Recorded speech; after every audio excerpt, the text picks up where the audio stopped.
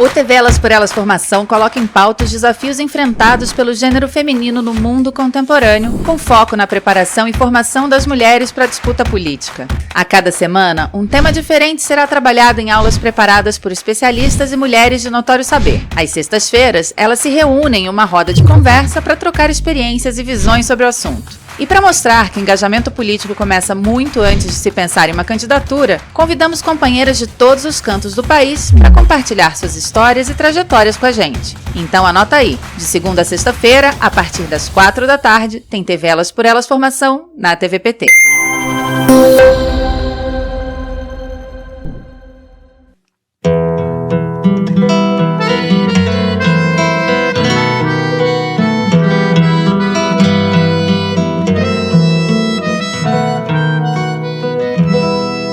Um lugar que é bom pra mim é onde eu quiser estar. A estrela ainda brilha, ela é quem vai me guiar. Ser guerreira é minha sina, batalhando pra vencer. Tenho voz pra ser ouvida, tenho sonhos pra viver. Não vão mais conseguir me anular, me calar. Ninguém vai me impedir de cantar e lutar. Seja em casa, no campo, na rua ou na praça. Chega de mordaça, agora eu vou falar. Porque eu sou mulher pra fazer acontecer. Eu sou uma delas, são elas por elas, ocupando os espaços de poder. Nesta semana, o programa Elas por Elas Formação vai falar sobre a organização das mulheres no Brasil, a luta das mulheres negras e indígenas. E na primeira aula, Ieda Leal, ativista do movimento sindical e coordenadora nacional do Movimento Negro Unificado, falará sobre feminismo negro no Brasil. Olá, eu sou Ieda Leal, coordenadora nacional do Movimento Negro Unificado. Nós vamos ter uma aula, uma conversa, um diálogo sobre feminismo negro, sobre como nós, mulheres negras, estamos enfrentando o racismo no nosso país. Então, esse momento é um momento de muita dor para todas nós, mulheres negras, pelo sofrimento que a gente vem passando pela pandemia, mas quero aqui reafirmar que cada dia que passa, nós temos mais coragem de continuar lutando. E a nossa luta, com certeza, é também convocar as não negras, todas as mulheres do nosso país, para a gente fazer uma frente muito grande para combater o racismo, para combater a discriminação racial, para combater a violência contra as mulheres no nosso país. Então, eu queria trazer para esse lugar, algumas pessoas que andam comigo, né? Uma pessoa que anda comigo, que teceu as nossas lutas durante muito tempo. Elza Soares. O meu país é o meu lugar de fala. Elza Soares disse isso. E ela cantou para todos nós que a carne mais barata do mercado é a carne negra. Liga aí. A carne mais barata no mercado é a carne negra. A carne mais barata no mercado é a carne negra. De repente, ela dá uma parada e diz: a carne mais barata do mercado não é, já foi a carne negra. Hoje a gente precisa lutar, lutar, lutar. Então eu queria trazer para esse espaço essa mulher que resiste e que insistiu em lutar e se organizar junto conosco para dar o exemplo. Quero trazer também o exemplo de algumas outras mulheres. Dandara de Palmares, que junto com Zumbi dos Palmares, ela coordenou um modo de vida absolutamente diferente. a organização a partir do respeito e da valorização da coletividade. Dandara, para nós, significou luta, resistência, e ela tocando a história do povo negro dentro de um espaço onde ela dividia o poder. E aí eu vou para Teresa de Benguela, que também lutou contra o patriarcado e que liderou um quilombo e nos mostrou da possibilidade de, quando mulheres estão no poder, a gente sabe perfeitamente o que a gente faz. Então, trago aqui também essas mulheres que farão e fazem a diferença para a gente. O combate à desigualdade racial sempre foi decisivo para a gente, porque a gente acreditava e acredita que a redução da gravidade do racismo, ela reduz a pobreza. Há tempos atrás, há muitos anos, há quase 500 anos atrás, nós chegávamos nesse país e a forma de chegada nesse país deu para a gente o sentido exato do que nos esperava. Muita violência, a tirada da nossa humanidade, o corte muito grande nas nossas famílias. Durante a exploração da escravidão, nós, mulheres negras, fomos absolutamente exploradas. Nós perdemos a grande possibilidade de viver de forma digna, porque nós tínhamos um Estado que impedia a nossa liberdade. Que, para além de tirar a nossa liberdade, tirava as nossas vidas, às vezes mutilava os nossos corpos, retirava de nós, da nossa convivência, os nossos filhos e ainda violava os nossos corpos. Isso tudo assistido da Casa Grande. Isso tudo com o ok da Sinhazinha. Isso tudo com o ok dos coronéis. Isso tudo debaixo de chicote. Então, a nossa reação a esse tipo de violência, nós podemos chamar, como alguns querem, como o feminismo negro, ou as mulheres negras na luta pela sobrevivência. Nós não estávamos no conforto do lar. Nós não tínhamos roupas para vestir. Nós não tínhamos alimento para nos sustentar. Nós, durante muitos anos, nós alimentamos os filhos da patroa e do patrão, enquanto os nossos filhos não tinham o que comer. Então, o processo de organização das mulheres contra toda essa tirania, ela se dá também nesse movimento da senzala, da reorganização do nosso povo, de reinventar os alimentos, às vezes de alimentar os filhos do patrão com a possibilidade de enxergar a realidade para que essa realidade pudesse ser modificada mais à frente. As mulheres negras se organizaram durante muito tempo.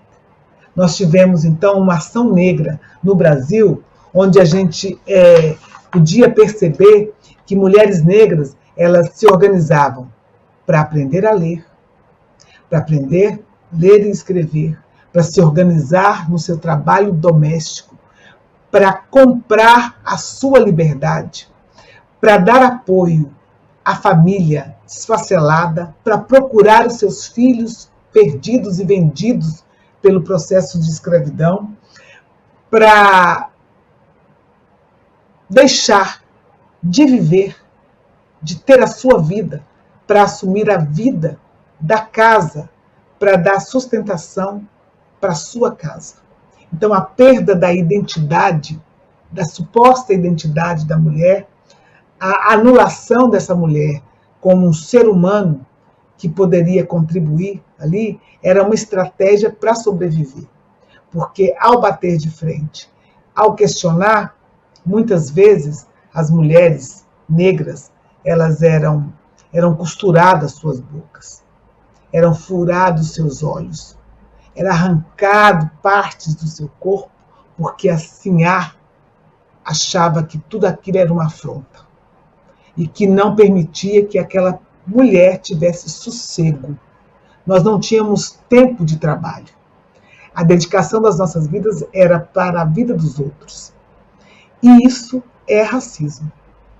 E a gente convivia e via, mas a gente tinha outras possibilidades para sobreviver, para reinventar essas dores. Nós podemos dizer que o 13 de maio de 1888 não encerrou um capítulo de violência contra a família negra no país.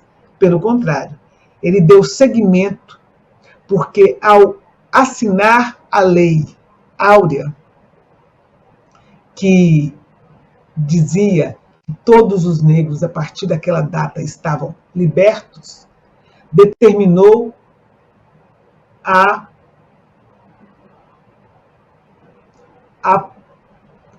situação mais violenta, que foi jogar para as ruas da cidade a população negra.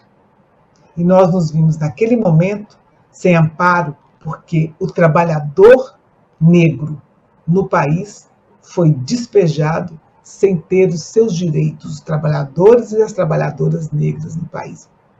Pais, mães, filhos, filhas, pessoas mais velhas foram despejadas e houve um processo de querer substituir essas pessoas.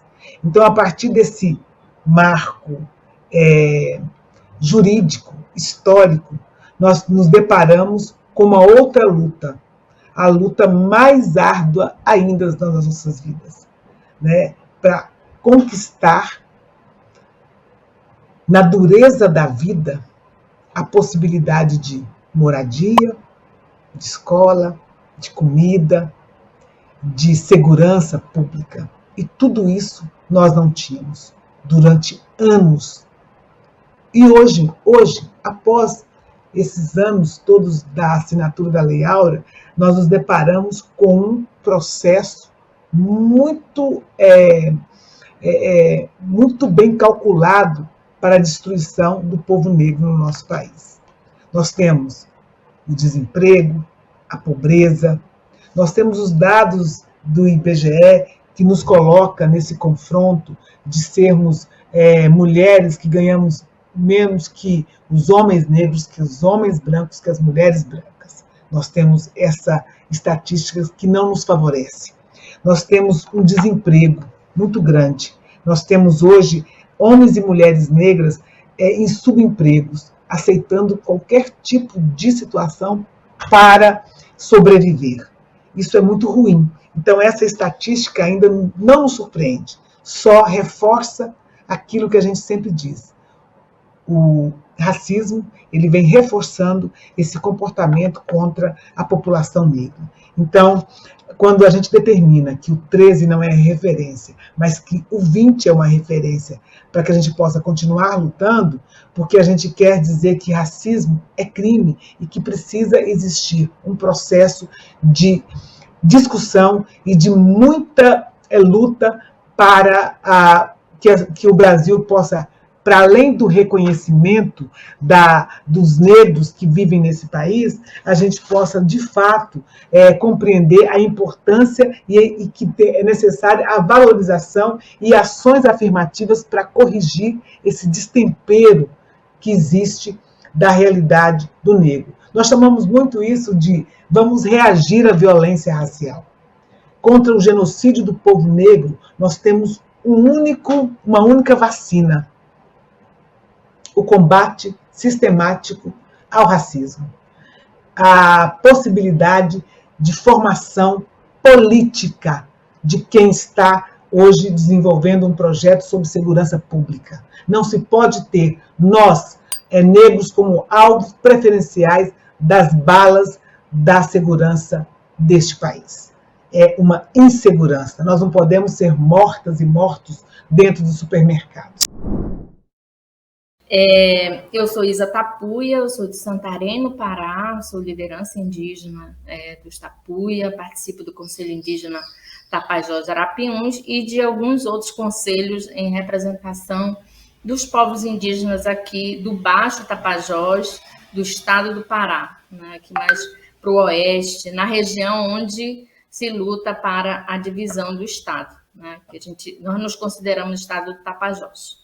Eu faço parte também do Instituto Histórico Geográfico do Tapajós, agora recentemente eleita tesoureira desse instituto, e é uma honra compartilhar esse momento com a Ieda, né, e com a Maia, e principalmente por todas essas situações que nós vivenciamos hoje, né? A internet nos facilita, mas às vezes o sinal também atrapalha bastante. Nós ainda não temos, né, um sinal que possa nos garantir que na hora que a gente precisa, a coisa funciona.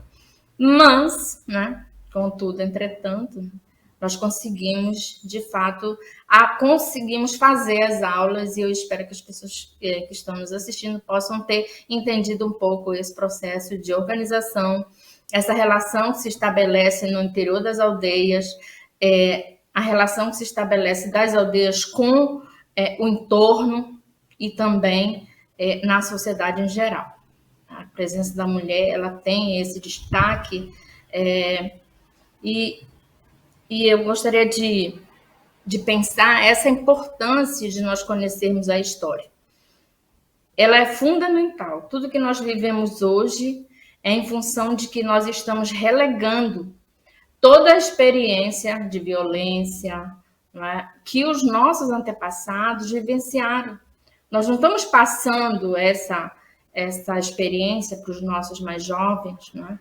E eles acabam sendo levados por essa nova onda, né, de muita informação e pouca, né, consolidação dessa informação como algo que é fundamental para os povos e para as coletividades, sobretudo indígenas, negras, né, pobres, né, da periferia, enfim. Então, eu considero assim muito, muito importante. Aliás, eu já dizia, em 2006, nós trabalhamos pouquíssimo sobre os acontecimentos que aconteceram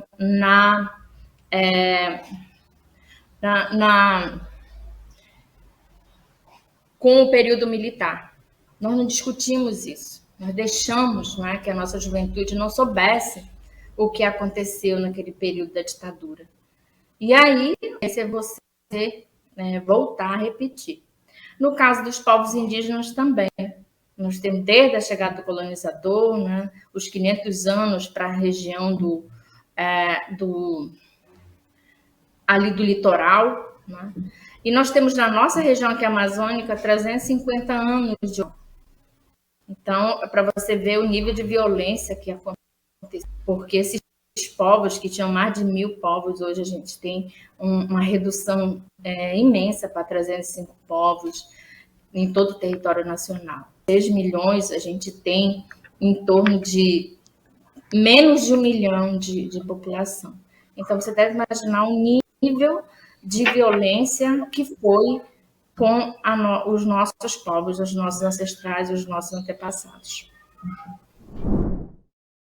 Continuando a nossa conversa, a voz feminina no plural, a junção de nós, mulheres negras e mulheres não negras, contra o racismo, o fascismo, contra o sexismo, contra todas as mazelas desta sociedade que quer tirar de nós o poder de continuar as nossas lutas.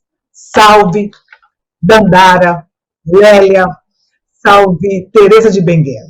Então eu quero aqui agora começar traçando para vocês um grande tratado que nós, mulheres negras, fizemos em 2015, quando da Marcha das Mulheres Negras em Brasília. Nós começamos a marcha 3 anos antes, nos organizando para dizer para o país que nós, mulheres negras, não aceitaríamos mais esse modo violento de tratamento contra as mulheres no nosso país. Nós nos organizamos, nós dissemos que o tipo de organização do mundo sempre nos prejudicou. Nós estamos escrevendo sobre isso. Nós estamos estudando e oferecendo ao mundo a oportunidade de mudar concretamente. Então, nós sempre fomos muito afetados pelo racismo, o sexismo, a lesbofobia, a transfobia e outras formas de discriminação. E nós dizíamos naquele momento, nós estamos em marcha, inspirada na nossa ancestralidade.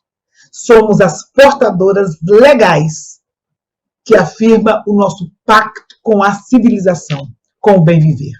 E nós fomos às ruas no dia em que mais de 100 mil mulheres, e eu vou dizer por que 100 mil mulheres, nós estávamos lá na representação das mulheres que ficaram marchando nas suas cidades. Então nós tivemos lá a presença de mulheres internacionais representando a luta. No dia 18 de novembro de 2015, mulheres negras marcharam pelo bem viver. E isso é importante. Então, esse tratado com o Brasil, entre nós, que deu origem a uma carta que eu venho hoje aqui estar reafirmando para que a gente possa reavivar na memória o quanto é importante o nosso comportamento. Somos mulheres trabalhadoras domésticas, profissionais do sexo, artistas liberais, trabalhadoras rurais, extrativista do campo e da floresta, marisqueiras, pescadoras, ribeirinhas, empreendedoras, culinaristas, intelectuais, artesãs, catadoras de materiais recicláveis, ialorixás, pastoras, agentes de pastorais, estudantes, comunicadoras, ativistas, parlamentares, professoras, gestoras e muitas outras. Muitas outras. Trabalhadoras da saúde, médicas, enfermeiras, todas da possibilidade do útero, mães, e da maternidade também feita de outras formas que atravessam a grande possibilidade da maternidade do coração, da responsabilidade com o ser humano. Já dizia Carolina Maria de Jesus, quando a gente está nos nossos territórios, a gente assume a maternidade do local. Não essa maternidade falsa, hipócrita, mas a maternidade de dar o alimento para o corpo e para a alma. E do sofrimento de, às vezes, perder a nossa humanidade para dar conta dos outros. E aí, nessa condição de mulheres negras reunidas, 100 mil mulheres em Brasília, e depois aqui em Goiânia, em 2018, as 1.000 mulheres, junto com Angela Davis, junto com Sueli Carneiro, junto com Dulce Pereira e outras mulheres que significavam de todo o país, nós reafirmamos o compromisso de estarmos juntas para lutar contra o patriarcado, para lutar contra o capitalismo, para dar visibilidade para a mulher do campo, para trazer as marchas das margaridas que são recheadas de mulheres negras do campo e mulheres brancas também, e todas as nossas mulheres do Brasil todo. Então nós declaramos uma construção de um processo que se iniciou não agora, mas desde o dia em que a primeira mulher negra pisou neste país. Então nós temos a tarefa de exigir o fim do racismo. Só com o fim do racismo nós podemos exatamente começar a discutir um outro tipo de sociedade, porque o racismo traz com ele todas as mazelas. Isso é muito ruim, né? Então, é aí no racismo que se manifesta o genocídio. É aí que no racismo que a gente precisa continuar dizendo que fora Bolsonaro genocida significa para nós vida, que significa que reafirmar que racismo é crime, é uma possibilidade que nós temos de dizer que se acabar com o racismo, nós teremos condições de continuar seguindo, construindo um país melhor, um mundo melhor para nós. Então, o direito à vida e à liberdade, o direito à vida, à minha vida, o direito a dizer o que eu quero para o meu corpo, a saúde que respeita as mulheres negras, que a gente não precise ouvir das pessoas que nós não precisamos de anestesia, que é preciso dizer não a essa saúde que diz que nós não estamos ainda em trabalho de parto, que nós temos que voltar para nossas casas e aguardar que a bolsa rompa em casa. Isso não é um tratamento humano, isso é desumano. Então, direito à vida e à liberdade. A violência obstétrica, ela ronda os corpos negros no nosso país. Nós queremos a garantia do Estado laico, onde ele estabeleça a proteção a todas as possibilidades de religiosidade nesse país. Nós precisamos disso. Nós queremos uma programação de igualdade racial, de equidade, de respeito. Eu não posso querer ser só irmã quando é para proteger aqueles que me violentam. Eu preciso da irmandade na legislação e do respeito à individualidade sempre na nossa sociedade. Então, nós precisamos assegurar o direito, que é o direito para nós de ir e vir. Eu preciso poder ir e vir. Por isso que a gente sempre diz que é necessário que o transporte ele seja olhado para contribuir, para que a gente possa deslocar no nosso país de forma honesta, certa, sem a violência. Então, é preciso também garantir os nossos espaços na política. Nós já sabemos, tem legislação que diz que é necessário que eu tenha que aparecer, que eu tenha que ser contabilizada, que tenha que existir a cota da presença da população negra em determinados locais. O investimento, para isso, precisa de coragem dos nossos partidos e dos espaços em que a gente milita. Nós precisamos promover de verdade a reforma política do nosso país. Constituir novos parâmetros para a democracia no Brasil. Nós precisamos vencer uma coisa importante, trazer de volta para a gerência da cadeira principal uma pessoa que goste de gente e que essa pessoa seja acompanhada de homens e mulheres negros e negras para dar a sustentabilidade para a nossa liberdade. E preciso dizer, anunciar para vocês, que nós, mulheres negras, estamos nos preparando para assumir a presidência da República desse país. Nós temos nos organizado para isso. E isso é importante. Nós temos que ter direito ao trabalho, ao emprego e à proteção das trabalhadoras negras em todas as atividades. Respeito, assinatura da carteira de trabalho ou a entrada pelo serviço público. É necessário que nós tenhamos cotas nos serviços públicos para ter a presença de mulheres negras e homens negros no serviço público, para além das cotas na universidade. O processo de reparação só está começando. O Brasil precisa se ajoelhar e pedir perdão pelo crime da escravidão cometido contra a população negra. A reparação, ela se dá nesse sentido, da criação de ações afirmativas para que a gente possa, de fato, corrigir esses 400 anos de violência que o nosso povo sofreu. Direito à terra, ao território, à moradia, direito à cidade, direito de viver na cidade. Nós precisamos sair debaixo das marquises, das ruas, e entrar nas nossas casas. O poder público precisa compreender que o projeto de cidadania passa pela moradia.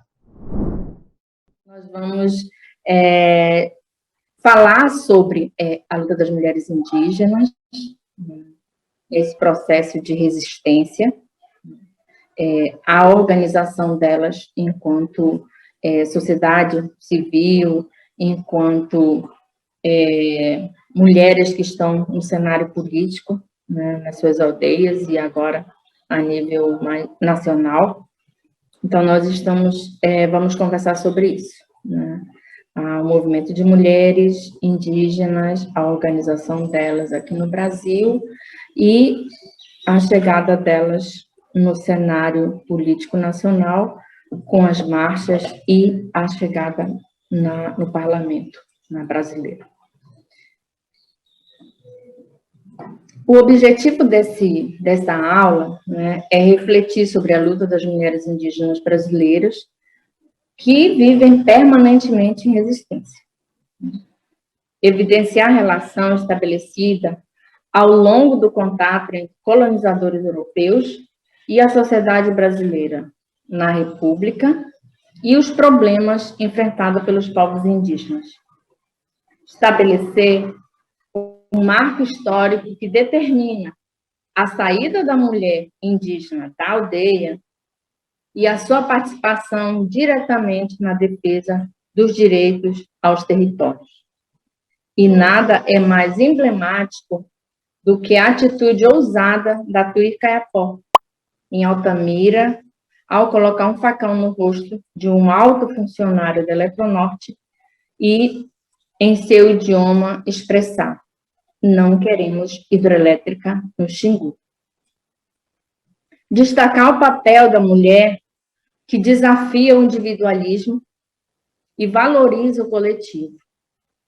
Uma vez que nós somos mais de 305 povos, que falamos mais de 274 idiomas, né? São mais de 5.000 aldeias em todo o território nacional.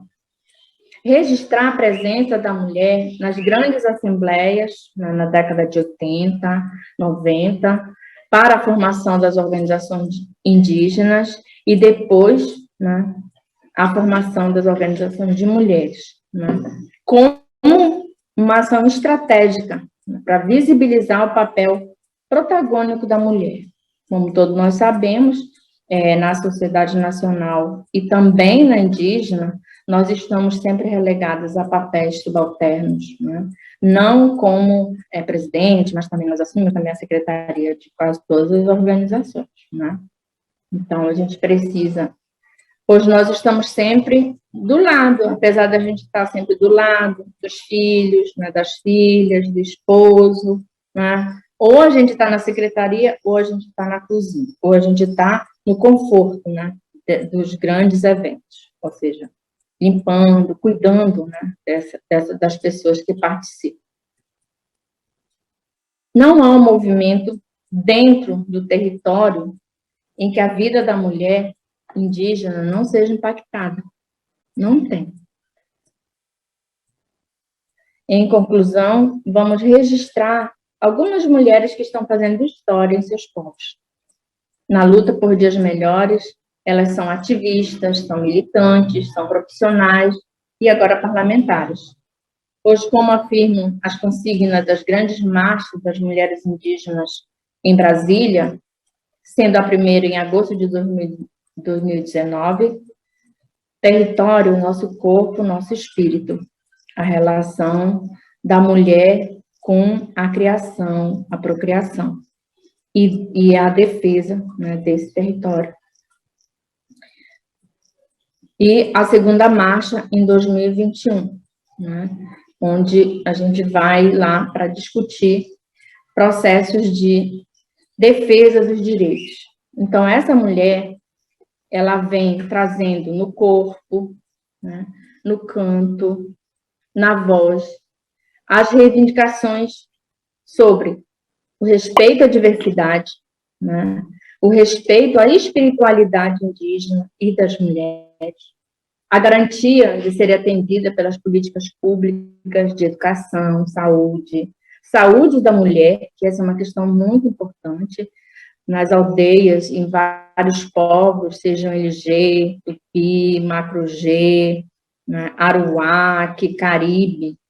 Muitas vezes as mulheres conversam com os homens, com as mulheres e os homens conversam com os homens. Então, nas políticas públicas, às vezes, encaminham só homens e as mulheres não vão participar, não vão receber a saúde, porque tem que ser a saúde da mulher, como as mulheres, como é determinado pela cultura dessa população. E cada um desses troncos linguísticos é uma forma de se relacionar, né? Então, é muito importante o conhecimento sobre essa vivência, essa vida, né, dessa mulher. E sempre que você vai numa aldeia, é sempre importante você saber para onde que eu estou indo. Eu estou indo para um grupo tupi, eu estou indo para um grupo caribe, eu estou indo para um grupo aruaque, eu estou indo para um G, eu estou indo para um macro G, porque cada um deles tem uma forma distinta de se relacionar, sejam homens, sejam mulheres. E você vai conseguir perceber as diferenças entre nós. Por isso que a consigna do movimento indígena e dos povos indígenas é a diversidade que faz a diferença. Porque quando nós somos diferentes, nós conseguimos, a gente não consegue morrer, né? Então, no Brasil, nós não conhecemos império. Os impérios Maia, Inca, Azteca, eles foram para a América Espanhola. Os indígenas brasileiros, nós não conhecemos império, nós não temos impérios, então nós não temos essa tradição de submissão, né?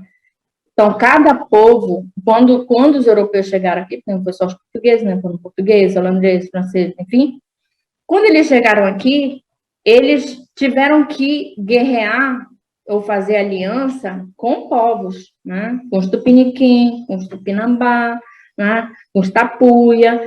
Mas essa aliança com esses povos não significa que todos os povos já estavam submissos a essa aliança, comprometidos com essa aliança ou submetidos a esse acordo, não.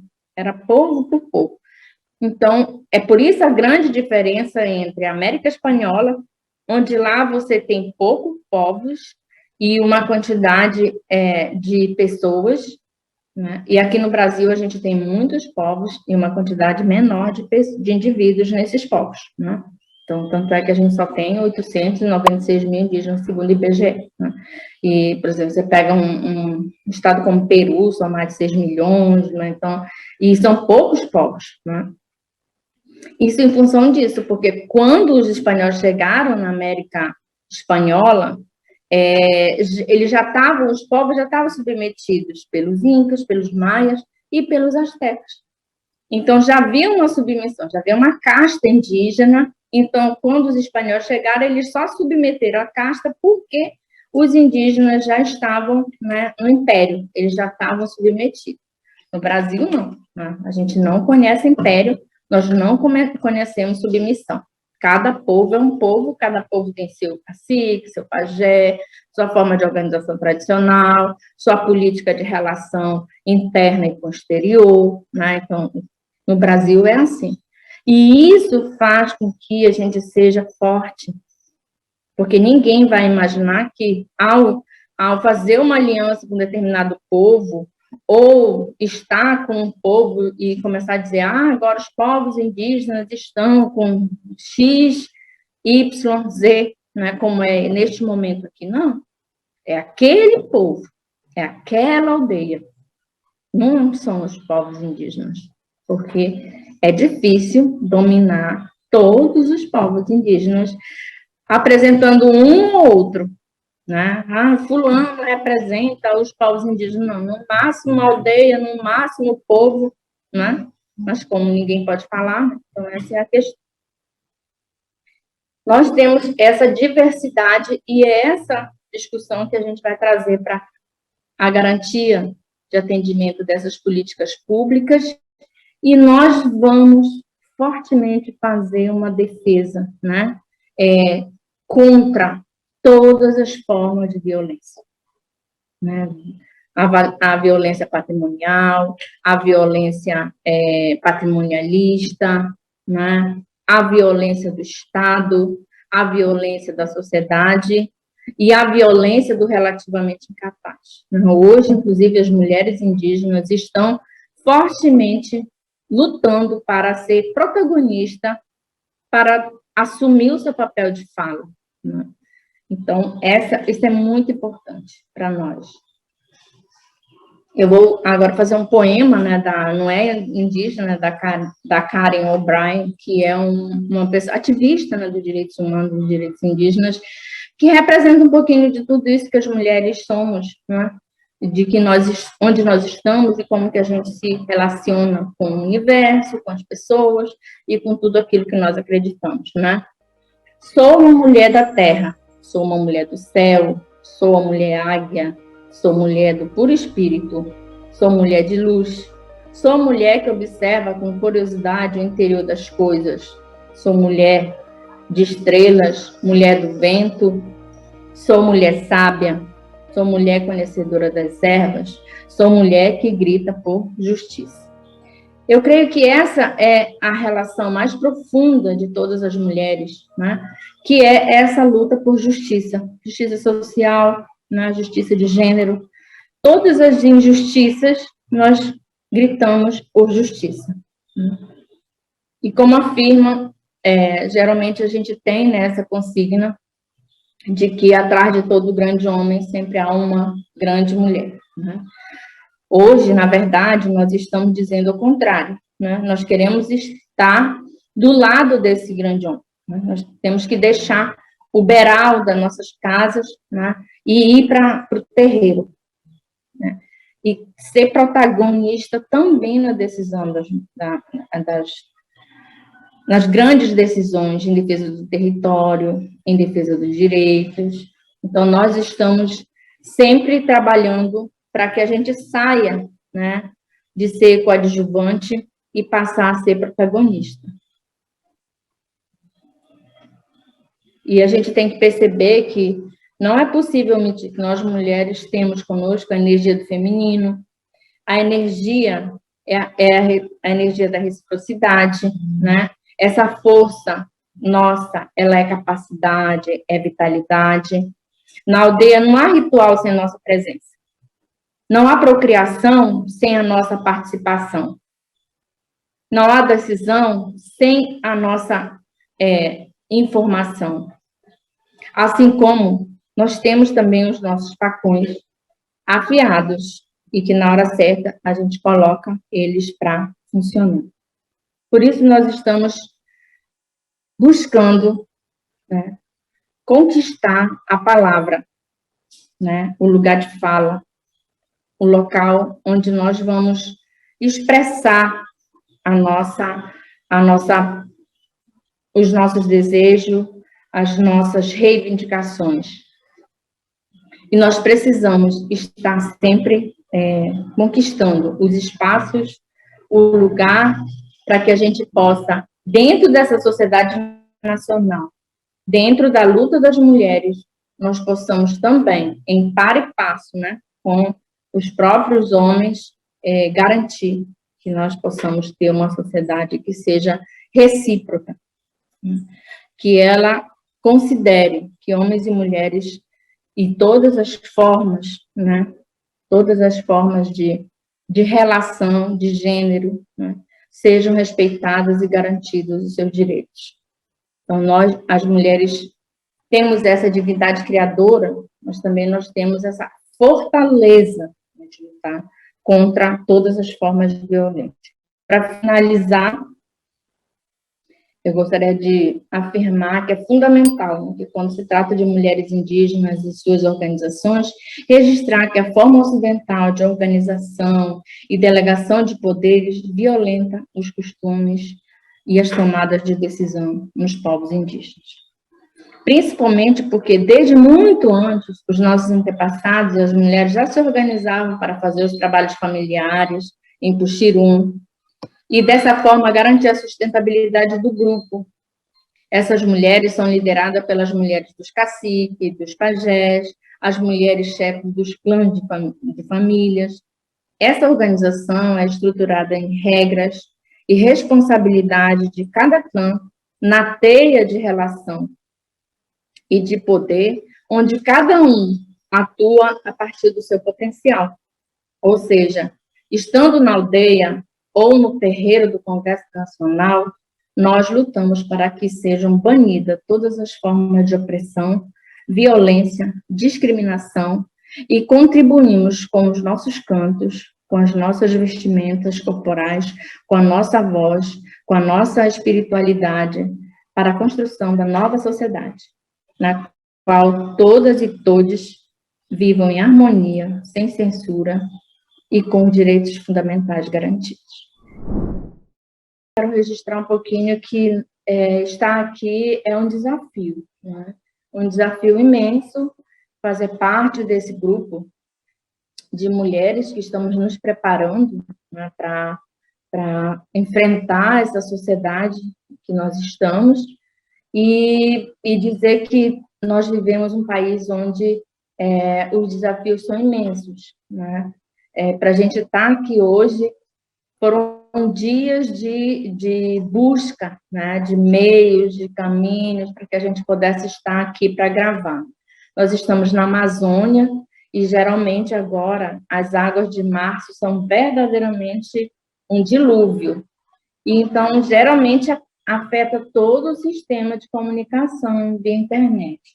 Então, é uma graça nós estarmos aqui nesse momento, conversando com vocês, dizendo que a equipe, né, que está fazendo o programa é super, super dedicada e muito paciente, porque não foi fácil, nós conseguimos gravar, né, gravamos, não conseguimos enviar, depois o link veio, nós não conseguimos fazer, porque não tinha, a internet era muito fraca, muito baixa, não segurava para a gente continuar e concluir, enfim. Então, é uma graça imensa estar aqui com vocês, então vamos aproveitar esse momento e dizer que estar fazendo essa preparação, ela é fundamental para todos nós, porque ela vai ajudar bastante, não só quem vai estar na corrida eleitoral, mas todas as mulheres que estão nesse momento, porque nós precisamos entender onde é que nós estamos, essa sociedade em que nós estamos enfrentando, né? Não só as mulheres indígenas. E nós, as mulheres indígenas, além do machismo, além da marginalização, você deve imaginar que nós estamos lutando contra o preconceito, mas também contra uma ideologia, né? Desde a década desde o século de 1700, quando o Diretório de Pombal estabeleceu a primeira política, né, de organização, né, das cidades, né, e as mulheres foram colocadas à prova, porque eles queriam, né, que a população fosse, né, toda não indígena. Então, os brancos eram obrigados a casar com as mulheres. Isso foi instituído uma política, né, que é o Diretório de Pombal. Então, você deve imaginar o desafio que nós temos. A partir da década no início do século XX, nós vamos ter a incrementação da política de aculturação, né, dos povos indígenas, com várias ações sendo colocadas para que essa população desaparecesse enquanto povo, enquanto organização social política, né? E aí nós temos justamente a política do relativamente incapaz. E é por isso a necessidade da tutela, a necessidade de sempre ter alguém falando por nós. Então, você deve imaginar que nós, as mulheres, né, se os povos indígenas estão colocados, né, para a sociedade como relativamente capaz, como aqueles que são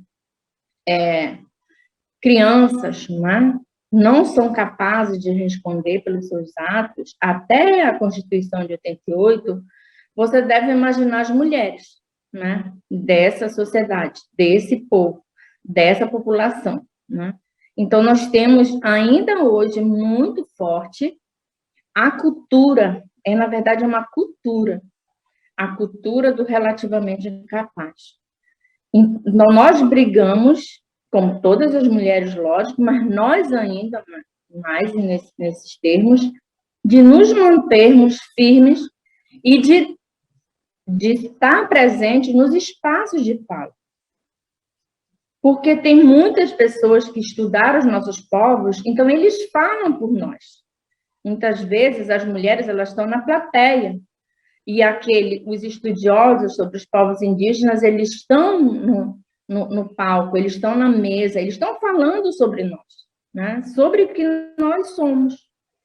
Então, essa política do relativamente capaz, a política da tutela, a política de ter sempre alguém falando por nós, ela existe, ela está muito forte aqui. E você observa ela cotidianamente, né? Quando uma mulher se sobressai, quando um homem se sobressai, geralmente ele está sendo apoiado aqui por outros não indígenas. Assim como tem uns que se sobressaem, tem outros que são eliminados. Então, as mulheres indígenas, além de todos os problemas que nós temos como mulher, né, como patriarcado, né, o patrimonialismo, nós também estamos lutando contra a invisibilidade, a política do relativamente incapaz, a ausência de garantia de direitos para uma população que sabe o que quer, né, sabe o que quer. E a organização das mulheres vem nessa contramão, né, de lutar não só para garantir seu espaço, para garantir sua fala, dentro do movimento indígena, dentro da esfera, né, da organização social indígena, mas também na sociedade. E para além do que as mulheres já vivem, nós também vivemos a política do relativamente incapaz, que muitas vezes nos faz sempre um tutor. Nós sempre temos que estar com o tutor, que ele é que fala por nós, né? Então, eu sempre falo que nós precisamos, as mulheres indígenas, precisam pegar esse microfone e usar da palavra,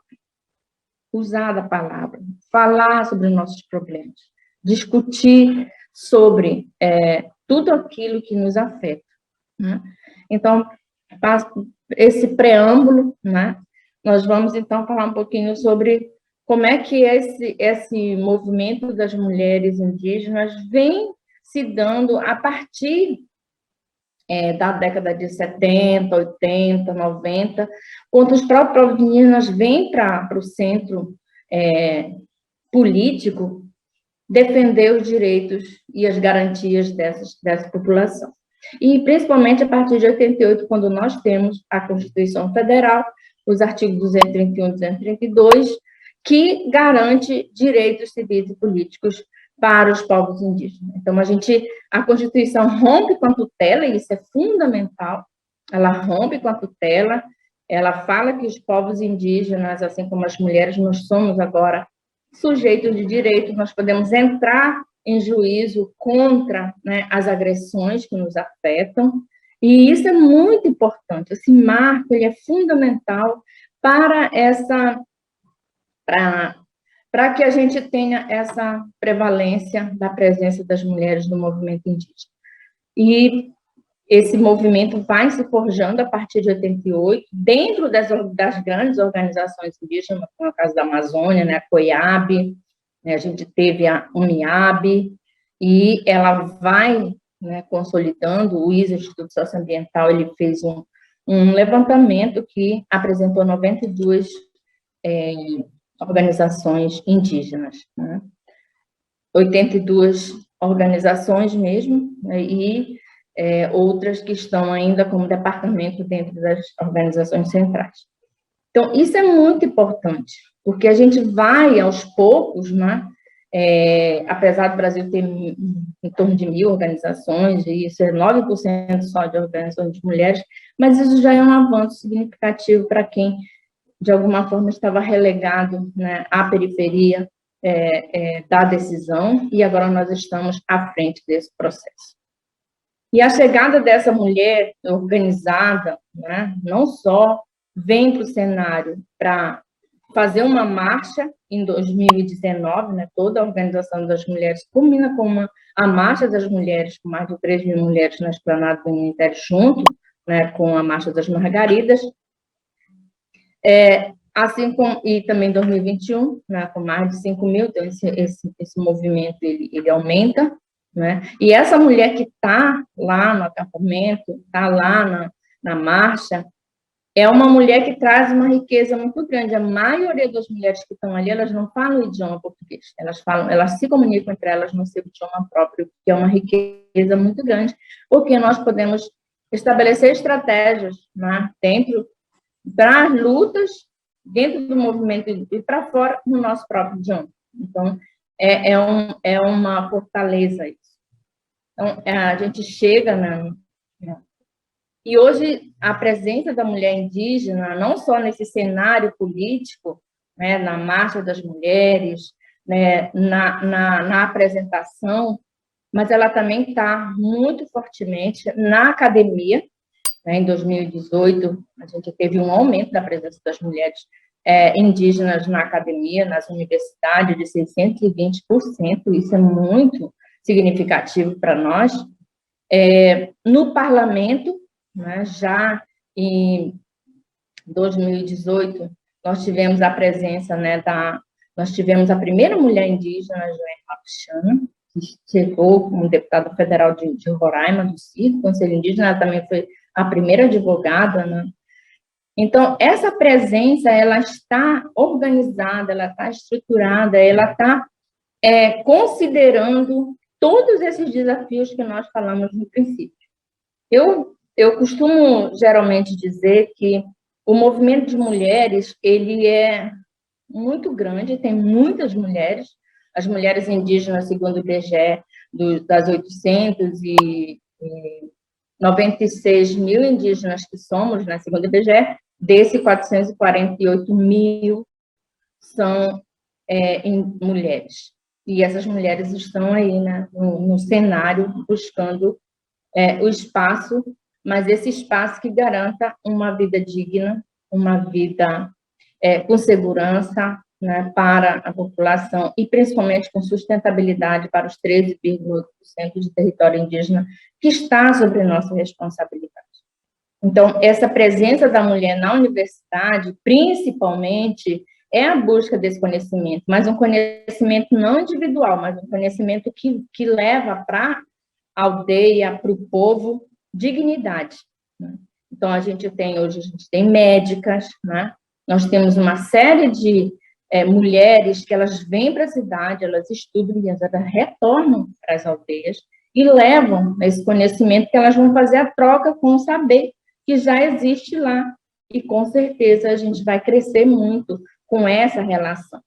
Então, eu gostaria de dizer para vocês que as mulheres indígenas, elas estão presentes no cenário e nós estamos lutando sempre contra essa política do relativamente capaz, da aculturação, né, da impossibilidade de a gente falar no nosso próprio nome, muitas vezes no próprio idioma, porque as pessoas não dominam, e nós estamos no Brasil, então a gente tem que falar português, nós não podemos falar o idioma materno, que são em torno de 274, e quem mantém isso daí são justamente as mulheres.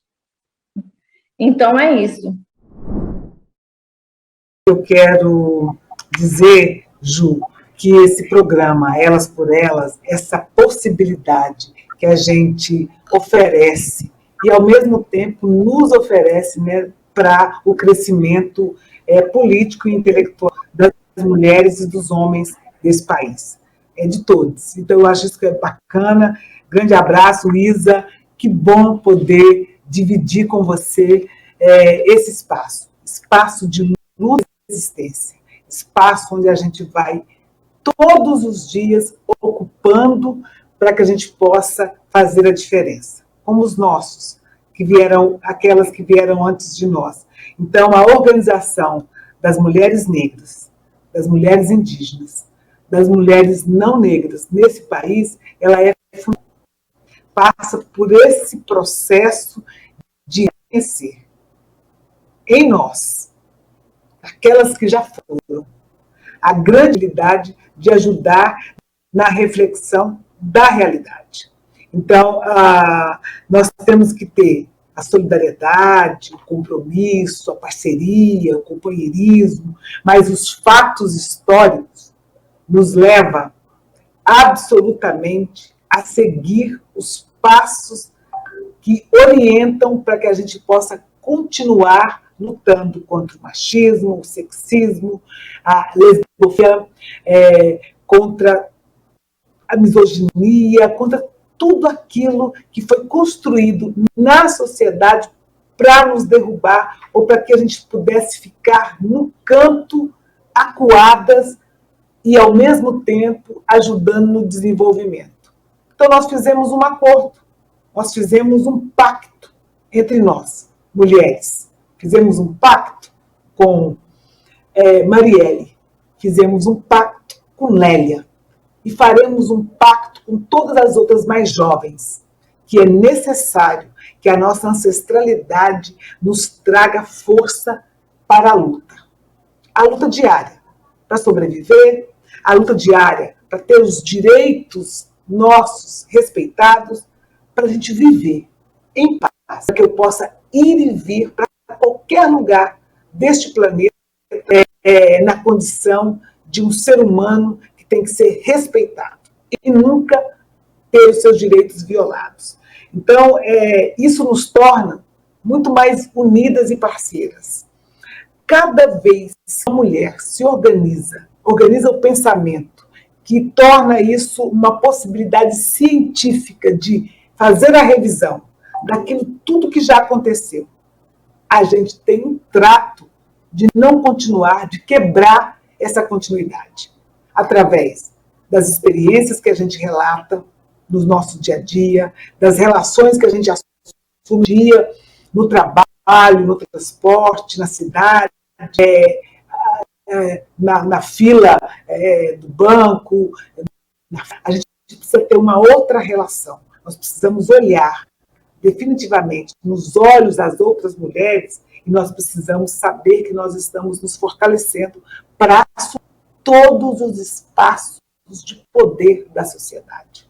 Uma mulher, quando se organiza e pega o seu nome e oferece o seu nome para o partido e o partido assume essa luta, nós queremos vencer para nós representarmos a nossa luta dentro do parlamento, tanto na prefeitura, quanto no Estado, quanto no governo federal, e até subir a rampa do Planalto como presidentas do nosso país.